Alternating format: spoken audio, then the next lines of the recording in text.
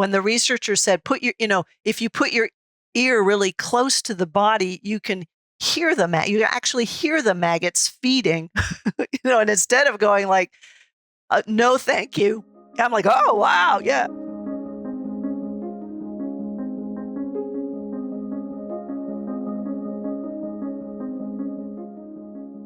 What could go right? I'm Zachary Carabell, the founder of the Progress Network, joined by Emma Varvaloucas, the executive director of the Progress Network. And What Could Go Right is our weekly podcast where we talk to what we hope are fascinating guests about interesting topics, not always about the topics that everyone else is talking about. And part of the point of the Progress Network and What Could Go Right is that there are stories and solutions and ideas out there that point in a different direction than the daily diet of dyspeptic news or dystopian news, as the case may be.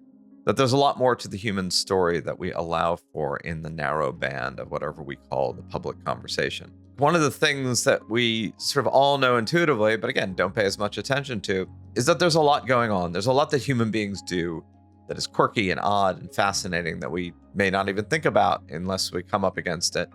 And today we're going to talk to somebody who has made a delightful and incredibly interesting career of writing about these pockets of human existence and human activity that are all around us all the time, but we probably don't look at otherwise. And I think it is important, not just because it's entertaining, but important because it alerts us to there's a much richer tapestry of human existence than we often allow ourselves to be aware of or think about. And the more that we can add that to the mix, I think the more the urgency of certain absolute problems is brought into perspective. So, who are we going to talk to today, Ms. Varvaloucas? We are talking to Mary Roach. She has written, I believe, 7 books now.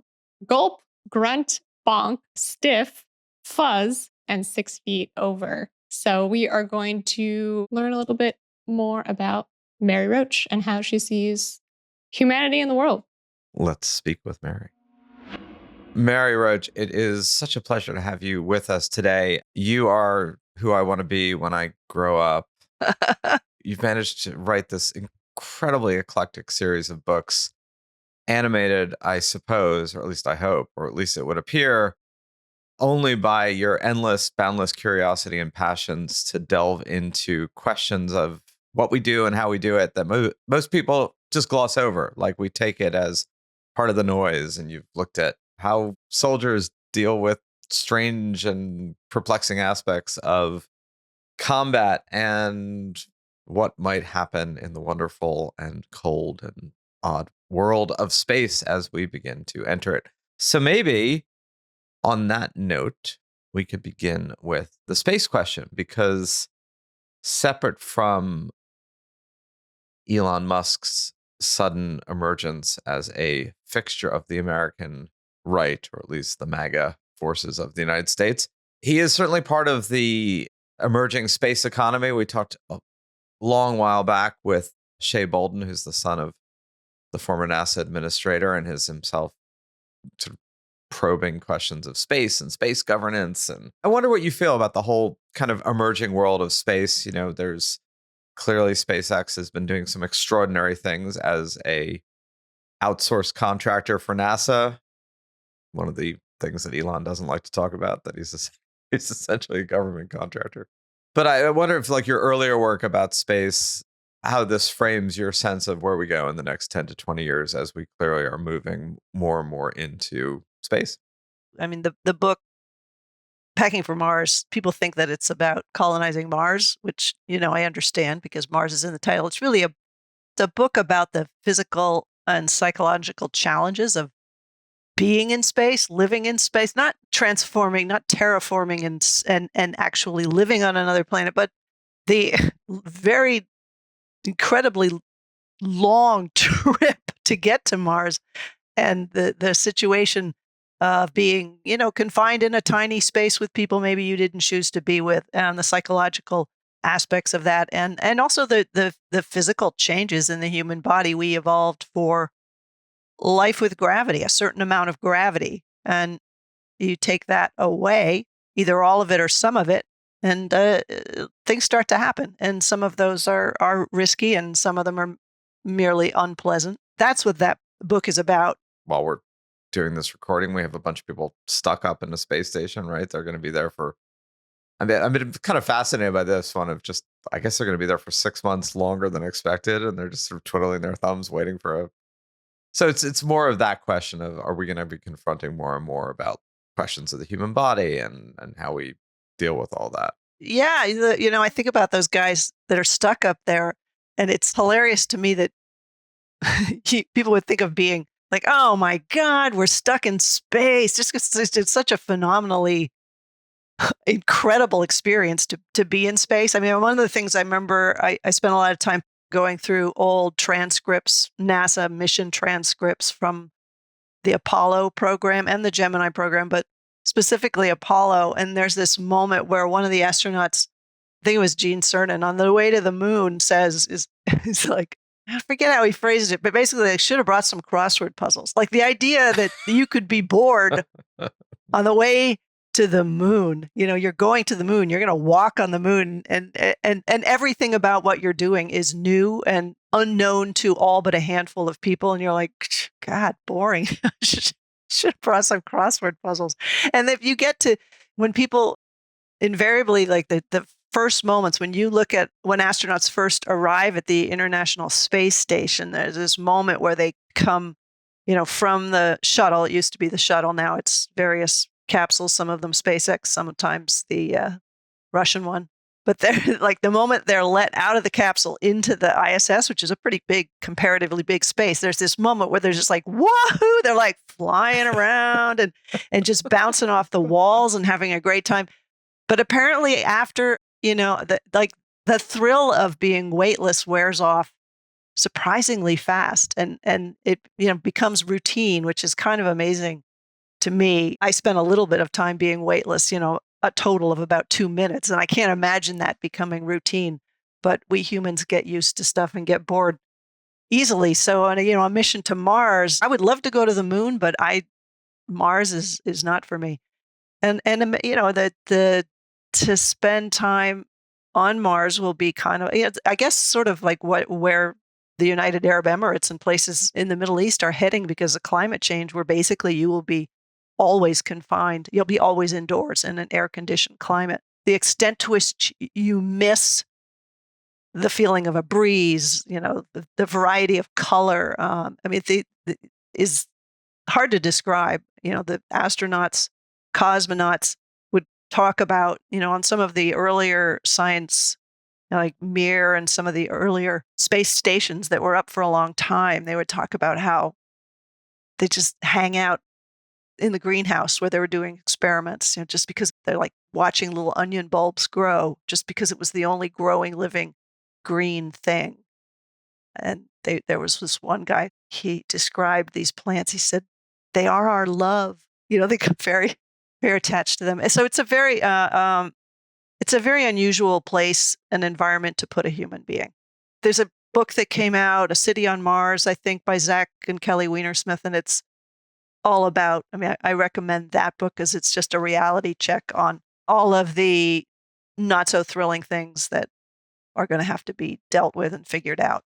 I'm going to think about that in the future. Like, does space sound that cool to you? It's kind of like sitting in your air-conditioned home for, 24/7, 24/7, 24/7, which, yeah, not the best. The psychology of it is similar to, if you look at some of the journals of Antarctic explorers. In Antarctica, you're not, you're isolated and confined in a different way. The environment is so harsh that you basically can't go very far. So you are stuck in your little hut or your tent or whatever. And the interpersonal relationships that develop are predictable and horrible. There's something called irrational antagonism, which is this person that, when you met them, you thought they were perfectly nice and perfectly agreeable and you had no problem with them. And then, fast forward 6 months when you've been stuck with them in a small space with no ability to leave and no ability to distract yourself, really, that you find yourself annoyed by the way they sip their tea or the way they take their boots off, and just like this hatred develops that that's tough. It's not just unpleasant, but when you're in a small space that happens to be a space capsule, a transit to Mars, you're depending on those people with your life. So to develop a situation where people want to kill each other is not good. So that is one of NASA's big concerns about a Mars mission.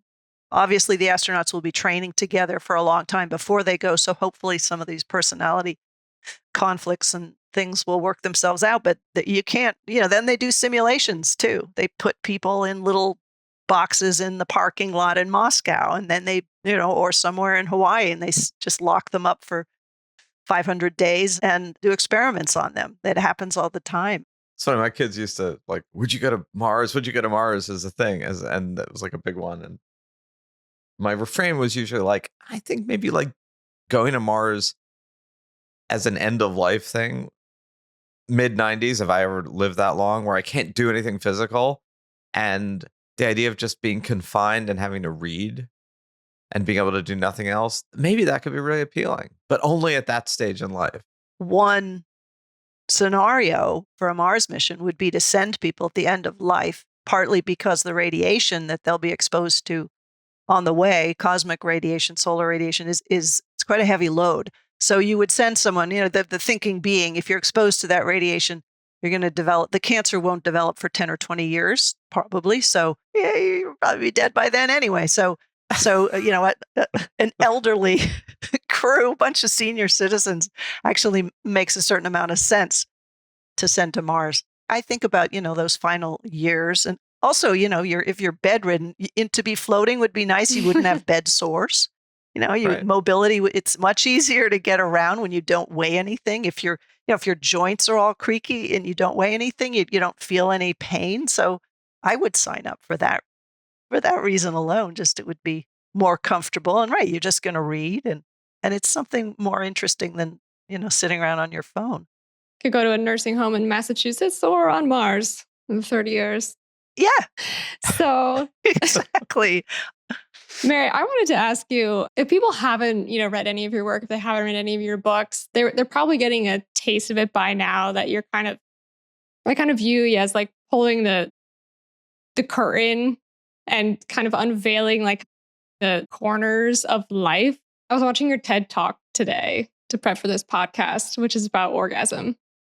And you have a story in there where you're talking to a woman, I think in California, who can think herself into an orgasm. And you end up asking her if she can demonstrate it for you. And so you go out onto this park bench and she's like, okay, here's the display, right? And as I was thinking about that, I was like, is there anything that weirds you out? Or is it like a lot of the stuff that you write about, it weirds you out, but you plow on anyway? Or is it like you see the weird and you're like, yes, like more, I want more weird? I always want more weird because I know I want to keep my readers surprised. And I feel like I can take a big dose of weird and then I can sort of mete out like little incremental doses of weird for the reader so that I can create on the page a sense of how surreal something is. With, like, for example, the book that the TED Talk is based on is Bonk, which is a book about the studying sexual physiology. To bring sexual response into a laboratory, which is kind of an awkward and surreal undertaking. And part of doing that book, I was trying to find people who were coming into a laboratory and having sex. It doesn't happen. Kinsey and Masters and Johnson did a fair amount of that to document the whole human sexual response. I wanted to kind of get at the awkwardness of that experience. And the researcher was like, well, this was a study being done in London, an ultrasound, just a 4-dimensional ultrasound study. And I was like, I'd really, like to be there when you do this. And he's like, well, if you can provide some brave volunteers, I'd be happy to do that. So, if your organization can provide some volunteers. So my organization had to call its husband. I'm like, we have to go do this.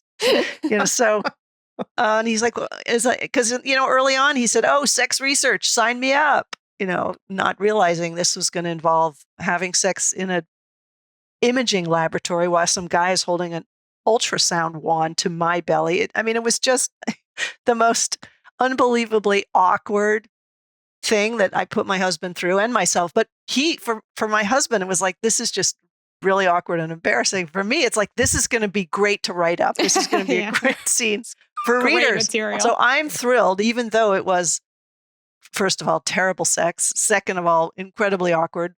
It just was a really fun, it was a hilarious scene to write up because, the researcher's trying to make us feel comfortable, and he's talking to my husband. It's like, oh, and how many children do you have? Well, we're like, Ed is behind me. We're, in me and the researchers. And Ed says to him, oh, and you, how many kids do you have? And the researcher's like, you can come now. I'm just the one child. It's just this weird, just juxtaposition of casual conversation and sex. That's really fun. And How about them Yankees? Yeah, exactly.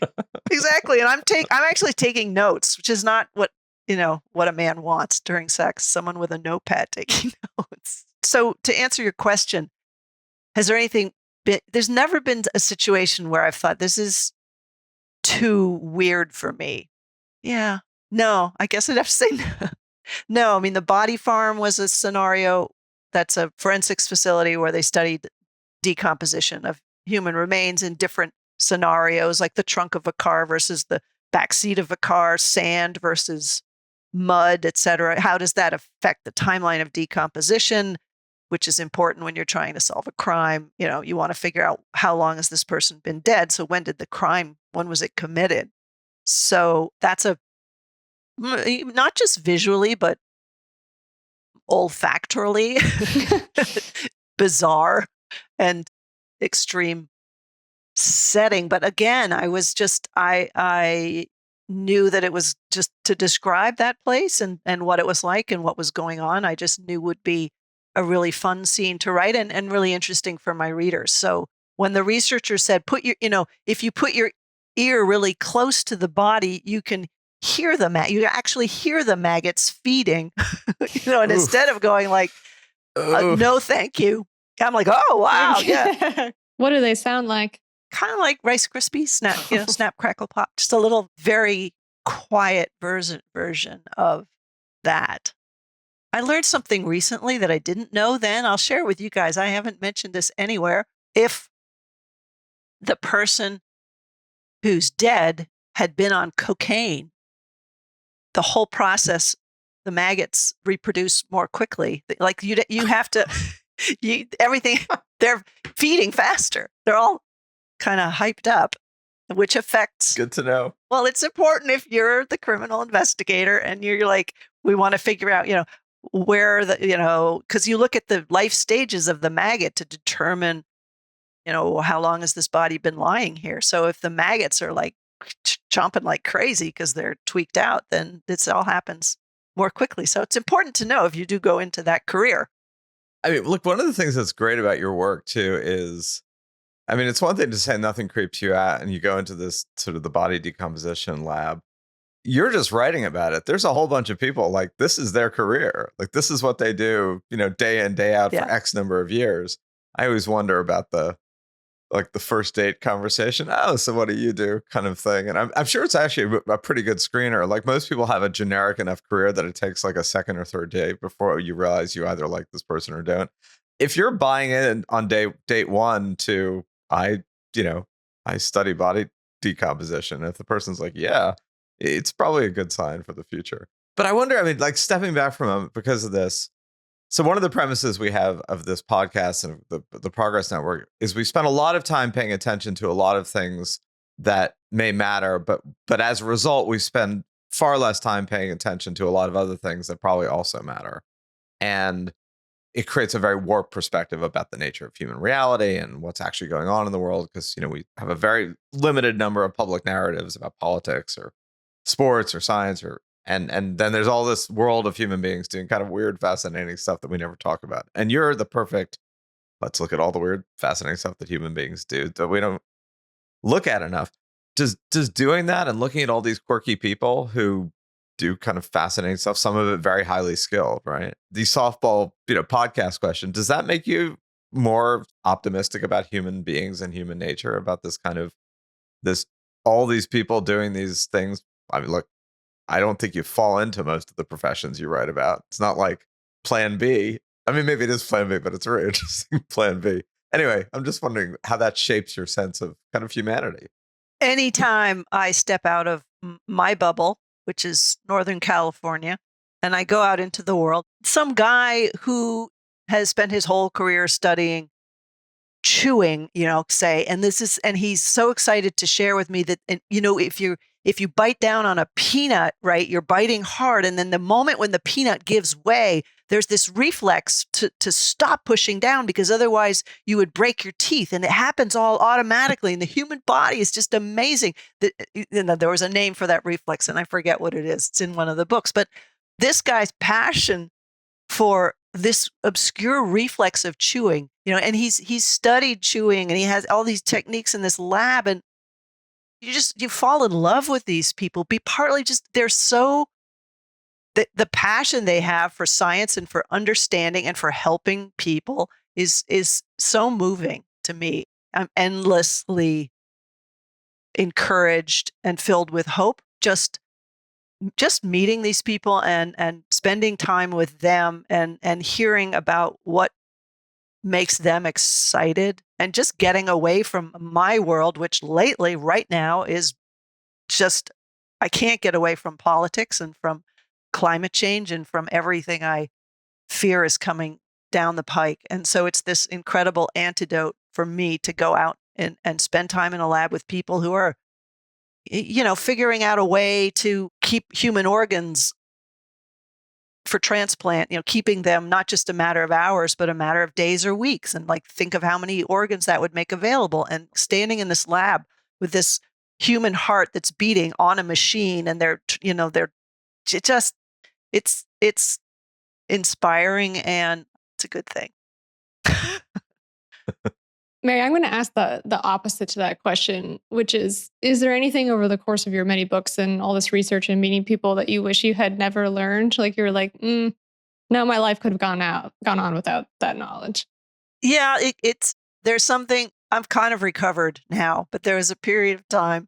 This was Gulp, Adventures on the Alimentary Canal, which is a book really just, everything from the nose to the ass. This weird tube we have with a different set of rules. It's full of bacteria, and there's weird things, squishy things going on. It was a book about all of that. And this was again in the same lab with not the chewing guy. It was chewing related. And it was they broke down what you do when you eat. Okay. And it was, first of all, you're taking this bite and you've got to reduce it and then put it into the swallowable state. That's actually a technical term. You put it in the swallowable state, and they broke it down with all the things, the way that the tongue moves and interacts with the palate and the teeth. For months afterwards, I would see people in restaurants, and I'm like, I know what's going on in their mouth. And it was disgusting. And I would think about myself, and I would think about saliva and everything I learned about saliva. And it just felt like, people should have sex in public and eat in private, because it's so gross. Ew, we do this thing all the time. My husband and I infected him too. We'll be in a restaurant and go, look, it's like people are chewing. It's so weird. They go in a public place and they put food in their mouth and they mix it with saliva and then they swallow it. It's so weird. So yeah, sometimes it does affect me. And same with the sex book. There'd be times when I was researching that book where I would be, in intimate moments kind of going, oh, is this the part where the earlobes swell? Because I had studied the entire, sexual response cycle according to Masters and Johnson. All this, stuff like, oh, the plateau stage. And now we're in and it takes you out of the moment.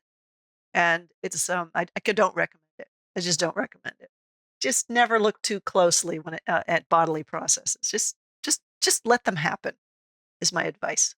You've written at least 2 books that touch directly on death, right? You've written a book, Stiffed, about cadavers, and a book, Spooked, about sort of the afterlife and ghosts, or people's attempts to prove that or disprove it. To find proof of all that. And I mean, they're, great stories, some of them humorous. I think there's a less humorous aspect of Stiffed, which is are very kind of antiseptic late 20th century, particularly in the West, attitude about bodies and death and dying. What do these say to you about contemporary attitudes about death? Did they make you feel like we're really at sea with this?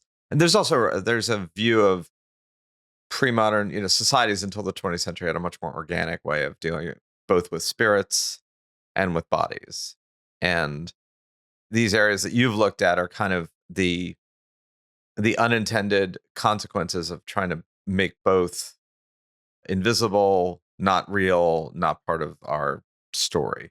Our society has, to my mind, come a long way toward a healthier relationship with death. I think that there's so many more options now in terms of not only what you do with remains, yours or someone else's, but how you say goodbye and form a tribute.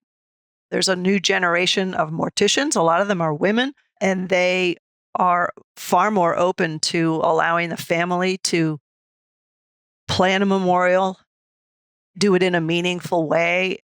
I have a friend whose dad was an oceanographer, and she just planned this whole service out on the pier where he used to work, and people, I mean, it was meaningful to the people who worked with him and knew him and loved him. In other words, it wasn't, as opposed to like when my mom died, she had outlived most of her friends, and she wanted a Catholic, the whole enchilada, the whole mass. So there was some priest up there who hadn't seen her in, I don't know if he'd even met her. So it was a completely generic eulogy that it wasn't, we didn't participate. We weren't invited to say anything. It was just a mass, and it was nothing said was personal or was in any way about her. It was generic. And I felt that, it was what she wanted. She wanted a Catholic service, mass, but, and part of it is, I guess, on me. I should have, taken the reins and set up some sort of memorial, although it wasn't hardly anyone left to go to. It would have been just my brother and me standing around. But, I look at the difference between that kind of, to me, meaningless, although to her, I suppose, meaningful ceremony, and then more recent memorials that I've attended where people are invited into a home and sometimes invited to take something meaningful. On the bookshelf behind me here there's a book from a friend of mine died. He loved to read, and what his mom did at his memorial was invite everyone to take one of his books, and one that would maybe have meaning for you, which I love that. So I also, it's a really good book, but it's also just always makes me think of Eric.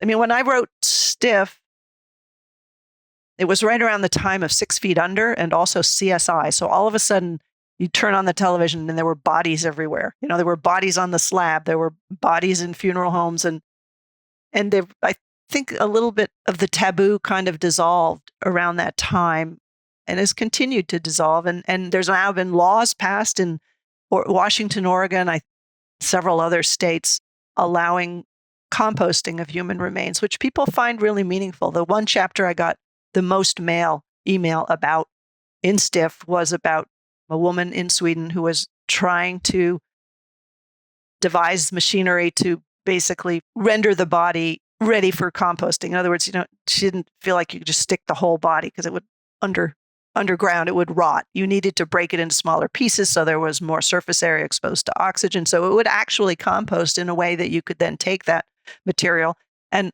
plant something and have a plant that would grow with the remains of your family member or friend or loved one, as they say. People really responded to that, and they'd like, how can I do this? They want to do something more meaningful than embalming in a fancy coffin that some dude in a dark suit kind of pressured you to buy. That whole Jessica Mitford American Way of Death scenario where it was taken away from us, and they'd come at you when you're in a very vulnerable state. And there was just a lot, to my mind, wrong with that. And there are so many more options now, legally and in terms of businesses that people, you can have your loved one's remains put into a dildo. You can have them fired into space. You can have them put in a duck decoy. You can, whatever you want to do, you can do now. And I think that's healthy. I mean, there are those that don't. I mean, when this book came out in the UK, one of the reviewer for, I forget which paper, said stiff success in America is a sign of cultural, what did he say? Cultural decay, something like that. I mean, there are those who yeah. Pun unintended on that one. Oh, yeah. But yeah, cultural decay, cultural rot. So not everybody agrees with me. I don't know. I like to chip away at those taboos. I like transparency. I like, because if something's taboo, there's guilt and shame involved, and that's never good for anybody. So I just wanted to talk a little bit about Fuzz, which is your latest book, before we run out of time. I would just love to hear a story from it. Like, there I was in, dot. I spent some time in India with a human-wildlife conflict is what the book is basically about. People and animals kind of getting in each other's way. And I have a chapter in India. Well, there's 3 chapters set in India. The book is set up by crime. So there's manslaughter, there's breaking and entering, there's jaywalking, there's thievery. And mugging was the monkeys do. These monkeys are kind of amazing. And I wanted to get mugged to see what that was like. I went for this walk. There's this, it's this town that has a lot of monkeys. You see them kind of come out around dusk, running around the tops of rooftops. They'll come into I was sitting in a restaurant, and all of a sudden on the rafter, there's a monkey. The waiters have a monkey stick. They don't hit it, but they, come at it, because otherwise they will come down to your table and take your food. But I wanted to have an interaction with one of these macaques. And so I walked up this trail. I'm walking with a bag of bananas. At one point, I see in the distance, it was kind of like when, the people who are going to rob the stagecoach, they're hiding, and then they come out, this head pops up from behind a rock. I'm like, uh-oh. And this monkey comes towards me, and they're fairly, when they're aggressive, they're kind of scary. They're not tiny. And so this monkey comes towards me, and I'm kind of holding I'm holding the bag of bananas. I'm not offering it, and I'm kind of making eye contact, like, what are you going to do? And then this other one comes out from behind and grabs the bag. They're like a team. It was kind of amazing. And they got the bananas. Good for them, man. It happened very fast. I think it's like any mugging. It's the surprise element, like a smash and grab. You don't even know what's going on. It's like the window's broken. They grabbed your bag, and it's like, what just happened? I wondered on Fuzz what kind of your observations were during, let's say, March of 2020 till later in the year, because one thing that a number of people remarked on and even observed, personally, was the minute there was a dramatic slowdown, shutdown of a lot of human activity, even in urban areas, how quickly various forms of local wildlife just kind of appeared. Like, they could have been there all along. It's not like they got born in March and then they're there in July. It's just suddenly there were these animals in places where there weren't before, whether it was the middle of Manhattan, whether it was New Delhi, whether it was, fish in Venice. And I just wonder, what you were thinking at that time too about this, because it was wild how quickly the sort of the animal world reappeared in the urban world. Just all it took was a vast diminution of activity. The book was pretty much done during COVID, so I wasn't really clocking that. I wasn't tracking that. One thing I talk about in the book, or somebody was telling me about, is, because this sense that there's cougars everywhere now. People think in LA, because what there are now everywhere is those Ring cameras. So porch cameras are everywhere. So all of a sudden, people are sending around images of cougars that are coming up to their steps and sort of walking away or crossing the lawn. And I said to and there was this hysteria of like, oh my God, there's so many more cougars. We have to do something. And the cougar researcher, California Fish and Wildlife, he's like, you know what? There are the same numbers. It's kind of like with mammograms. It's the technology it's the detection technology. That they're always. He said they've always been there. It's the middle of the night. They know there are no people around. When the people are gone, the animals come out. And that's the same whether it's, you go in your backyard at 2 a.m., my backyard anyway, there's like 7 raccoons crossing through.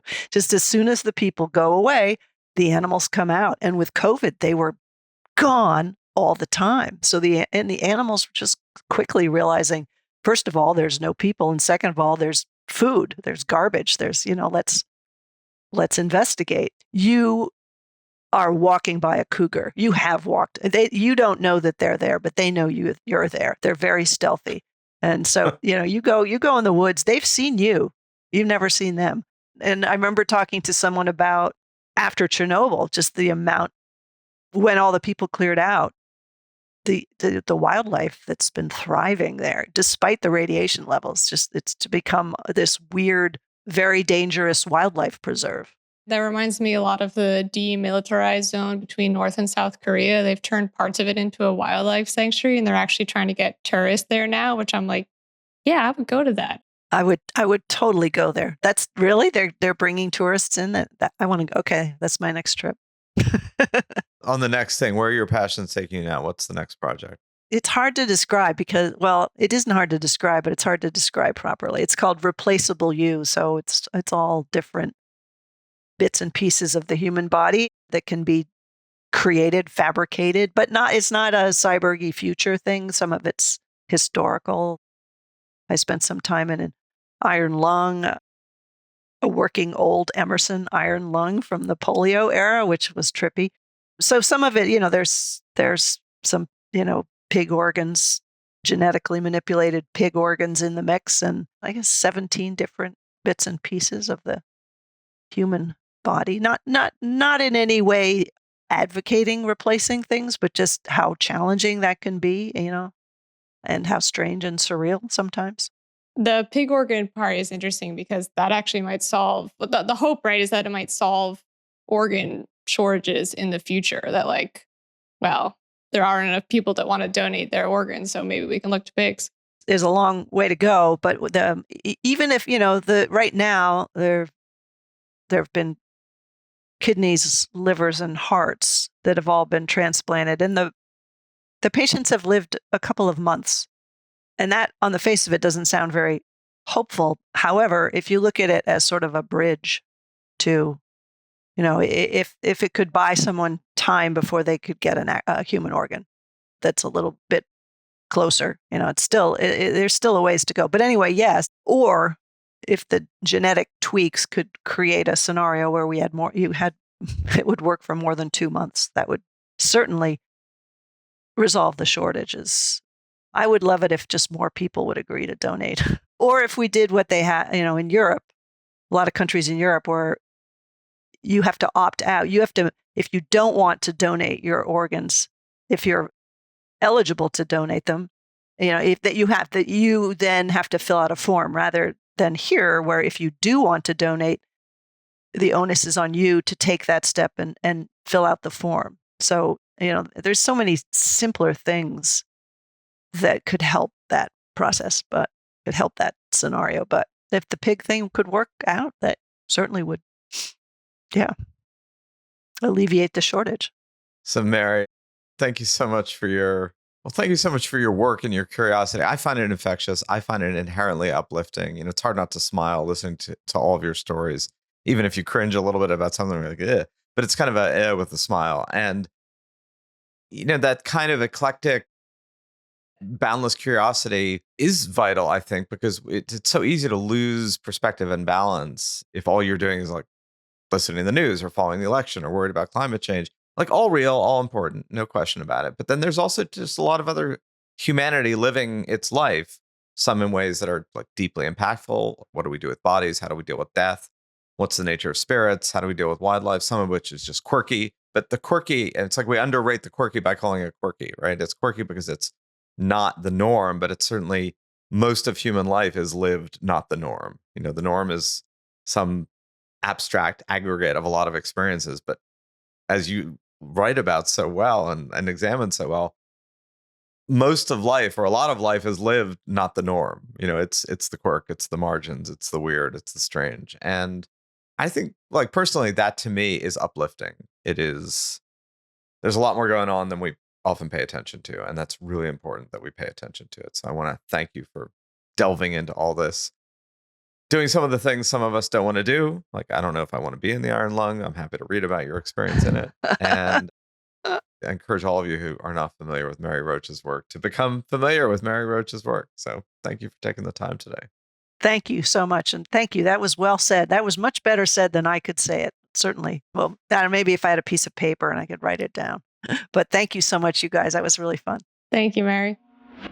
I don't know that I have a lot to add to that particular conversation other than the way we ended it, which is just the kind of the delight at the range of stuff that Mary looks at and the way she writes about it. She's also just a wonderful writer, and it's very vivid. You kind of feel you're there with her. So she has a gift of not only kind of delving into these topics, but she's really good at writing about them and bringing them to life. So, truly one of the gifts of writing and books and bringing you into these places and sort of things you never necessarily thought to ask about. You're like, oh, right. There's got to be someone who deals with animals jaywalking. Like, who is that? And who are these people? And what do they do? And what are the rules around it? And all of these different things that she looks at. There's just legions of people devoting their lives to figuring all this out. And I don't know about you, but I come away from her work feeling very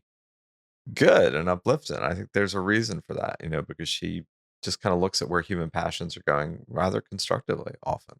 Yeah, I just think it's undeniable fun. And she has that aspect to herself as a person too. Like, you just kind of get the sense like she's having a good time, and like she's having a good time, so you're having a good time. We're just all having a good time. I'm glad you mentioned her writing, because her writing is spectacular. It's funny. There's so much flair to it. Yeah, she put it in the podcast that she's always trying to like dole out little surprises, which she absolutely does. Totally. And because she definitely has a knack for it. Honed or gifted, I don't know, but she definitely does. In many ways, this was the show don't tell aspect of some of what we're doing, which is rather than talking about what we should be looking at or talking about how we're not looking at things, a lot of her work is just, there's a lot going on. And I suppose you could say, look, sports writers are just writing about the love of the game or the weird ins and outs of different people kicking balls or catching balls or throwing balls. That probably in and of itself, one of the reasons people are drawn to that as well, is that, it's just one aspect of what human beings do. They play, they live, they follow teams. It's not all about politics. It's not all about climate. It's not all about the existential threats. So I'm sure there are people who feel like, look, this is all just distractions from what's really important. The system wants us not paying attention to the things that are really important, entertain ourselves to death, that kind of thing. But I think like respecting the degree to which there's a lot more going on for humanity at any given time than the sort of narrow range of topics that we call our collective dialogue, the better we'll be, or the more balanced we'll feel. Absolutely. I have a follow-up question to that, which is, are there still sports writers? Because I thought they had gone the way of the music journalist. It's tough. There's not a lot of outlets and there are not a lot of them, but there's a few. And there's a lot of AI generated sports writing content, which is annoying as all hell. Yeah. So that's a wrap. Thank you for listening. Please send us your comments. Check out our weekly newsletter, What Could Go Right, conveniently named the same. Check out our shorter form podcast, The Progress Report, under the moniker of What Could Go Right, where we look at some news of the week that you might have missed. Thank you for Emma for co-hosting, the Podglomerate for producing, the team at the Progress Network for providing the data and ideas. And again, send us your comments, send us your ideas, send us your suggestions. We will try to respond to them and engage them accordingly. And we will be back with you next week. Thank you, Zachary. And thank you, everyone, for listening, as always.